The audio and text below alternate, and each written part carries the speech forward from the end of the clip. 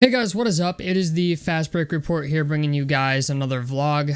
So I wanted to talk about an interesting topic. I made the video about the Indiana Pacers tanking the other day, and one guy who leaves a comment on my channel all the time, Joshua C., he leaves a lot of comments. They're usually pretty long, and because they're usually pretty long, I don't usually read all of them. Like, I'll read a portion of them, and then I'm like, okay, like I'm not gonna read, 3 or 4 comments that are paragraphs long.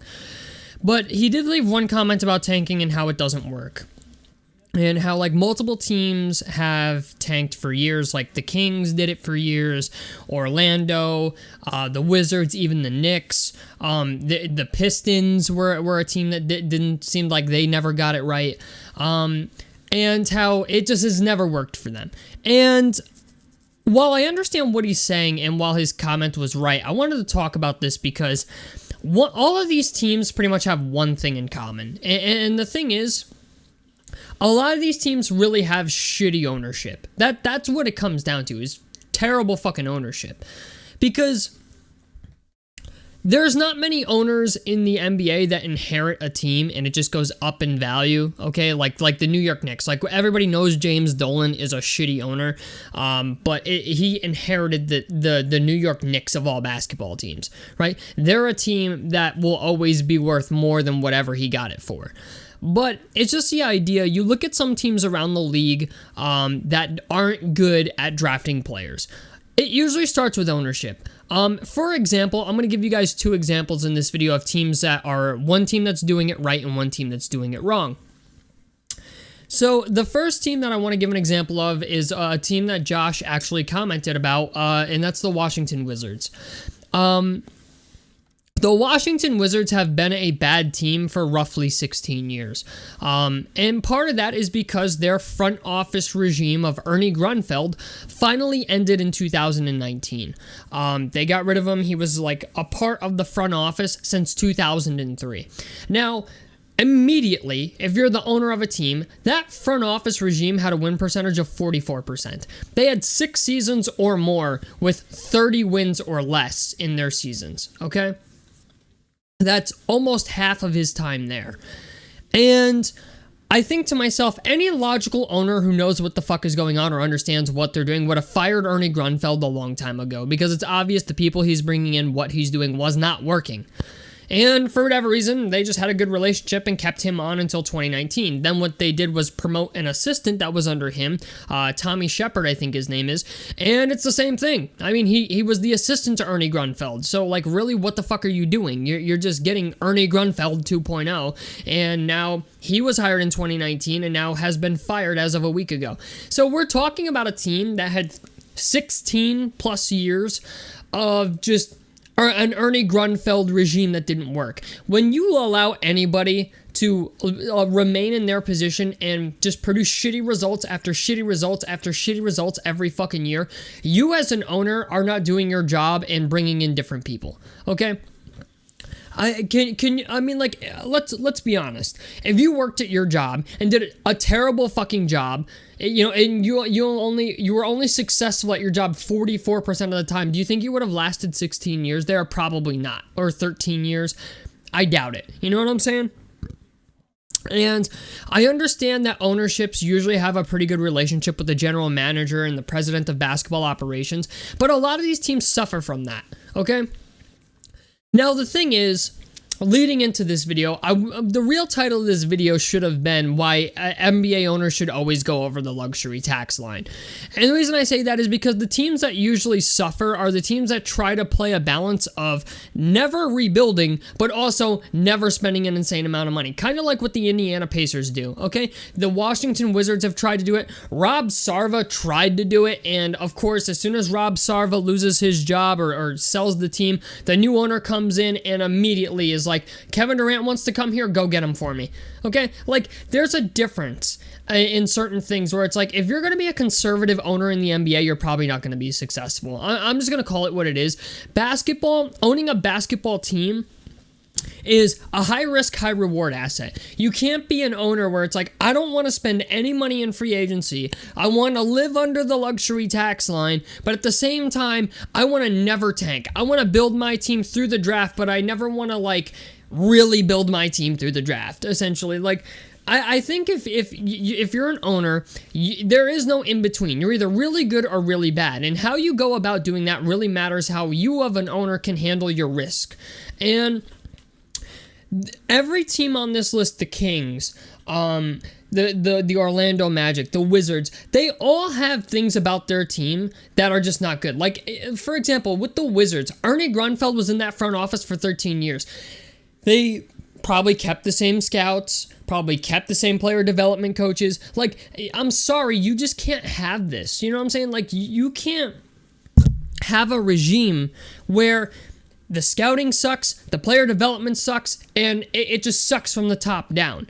Okay? Like, if you're an owner of the Washington Wizards, you have to make changes. And finally, they're doing that. But like this last regime, they signed Bradley Beal to arguably the worst contract in NBA history. I mean, like, you can't have these types of fuck-ups. I understand Bradley Beal is your franchise player, but understand he's not a guy that's going to single-handedly lead you to the fucking playoffs. He's just not, okay? He's a good player, but you need to put some more around him if you're really... He needs a number 2 if you're ever going to get there. And this front office was not able to do that. A lot of their rookies haven't panned out. A lot of their draft picks haven't panned out. Like, Rui Hachimura went to the Lakers and became a better player. So it's like, you know, you have to really start to question what's going on within the Wizards organization. Now, a team that would be the exact opposite of the Washington Wizards is the Golden State Warriors. And Joe Lacob purchased the Golden State Warriors for $450 million when he bought the team. It is now worth $7.56 billion, okay, with a fucking B, okay? He 15x'd his money on the Golden State Warriors by buying the team. Why? Because he pays the highest luxury salary cap penalty in the NBA at $170 million a year. But you know what?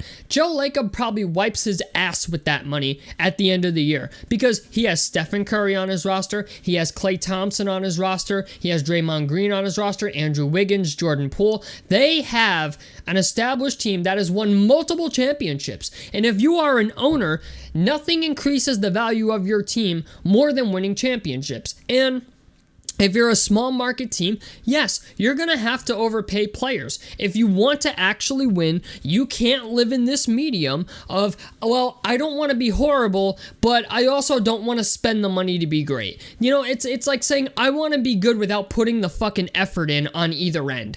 And the Herb Simon family with the Indiana Pacers has done that for, God knows how long, okay? They have been a team of, we don't want to tank, but we don't want to spend the money to win. And I feel like they're finally getting out of that trend. Like, the Indiana Pacers are finally getting out of that trend. They offered DeAndre Ayton a 5-year, $133 million max contract. Granted, I think they knew that Phoenix was going to match it, but at least it sent a message to the fan base saying, like, hey, we're going all in. Like, we got Tyrese Halliburton. We got our point guard. We're going all in.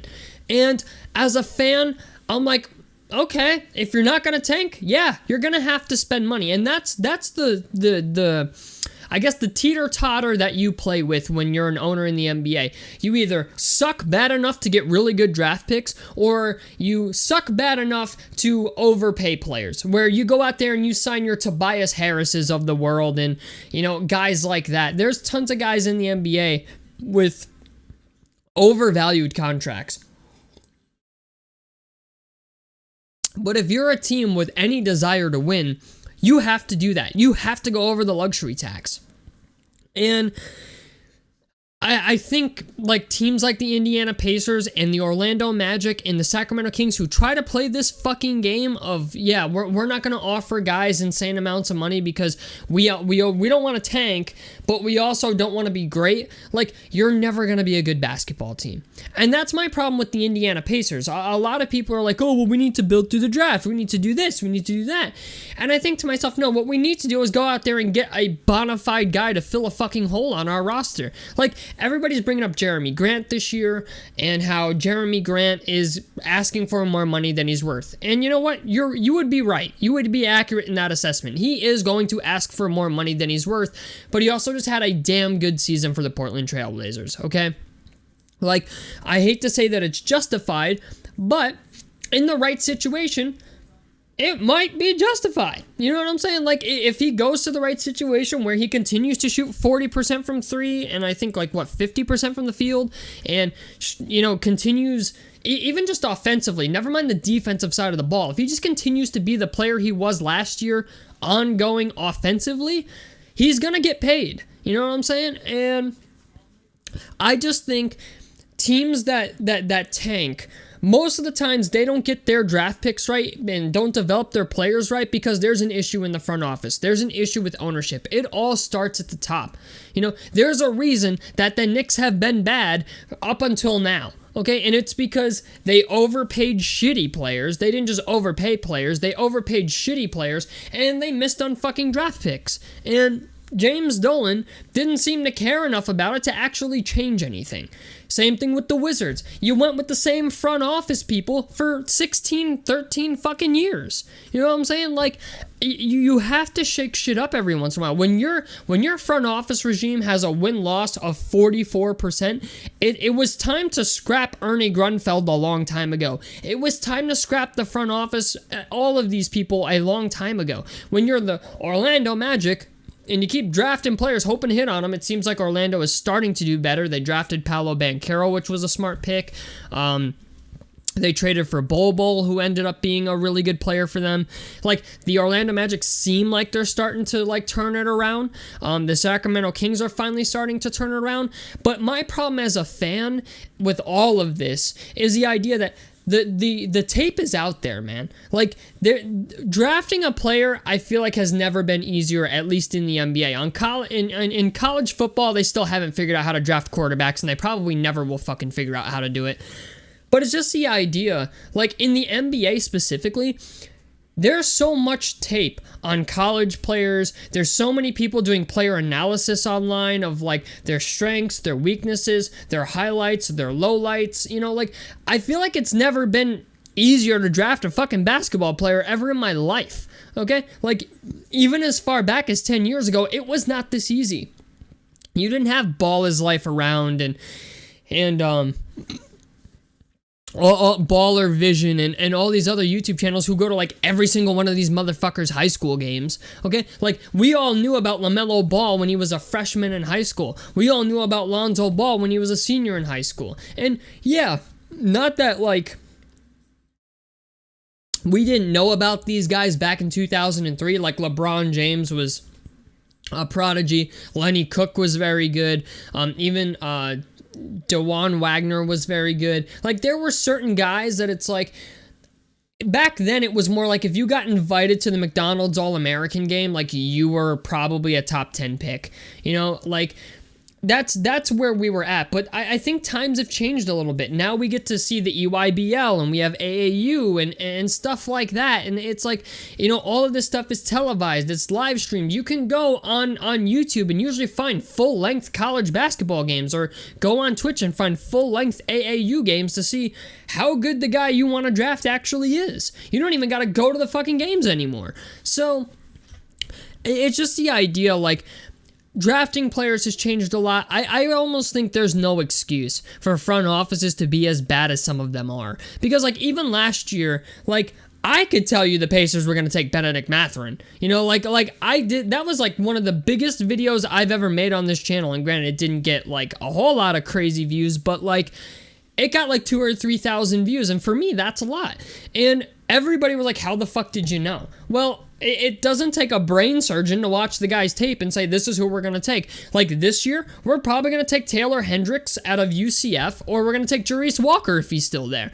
Granted, asking for Jerice Walker to still be there at number 7 or 8 or wherever we land is probably a higher ask than we should be asking for. But it's just the idea, I can look at players and say, this guy fits what we're trying to do. Taylor Hendricks, I think, is 6'8" and is a 3-and-D guy. I think he would be great in our offense. I almost think he would be a better fit than Jerice Walker would be. Jerice Walker's just a damn good defender. but like, and he's capable offensively. But Taylor Hendricks is a guy that I think could automatically just be almost a day one starter on our roster at the power forward spot. That is, unless Jalen Smith turns his shit around next year. I think Jalen Smith will still be the starter next year if he's not traded during the offseason. But it's not hard to do. And so when I hear that tanking doesn't work, I think tanking doesn't work because the owner doesn't work. That's kind of where I'm at on the whole thing. I think tanking doesn't work for teams with owners who simply don't give a fuck. And that's what I think it is. You know, like Rob Sarva, when he was the owner of the Phoenix Suns, did not want to spend money. He did not want to. There were players, like, I remember saying that I didn't think Cam Johnson was going to get paid. And sure enough, like, yeah, they had to trade him and Mikal Bridges for Kevin Durant. But it's just the idea, a change in ownership can change the complete direction of a team. And when I look at guys like Rob Sarva, I think he was never going to be successful. If he had remained the owner of the Phoenix Suns, they would have never been a successful basketball team. Suddenly they change owners. We get an owner who's aggressive, who understands that winning championships increases the value of your investment. And that's what he did. He's like, you know what? Kevin Durant reportedly wants to play here. Go out and get me him. Because he knew Kevin Durant provides you a chance at another championship run, which they desperately need. And I just think to myself, you know what?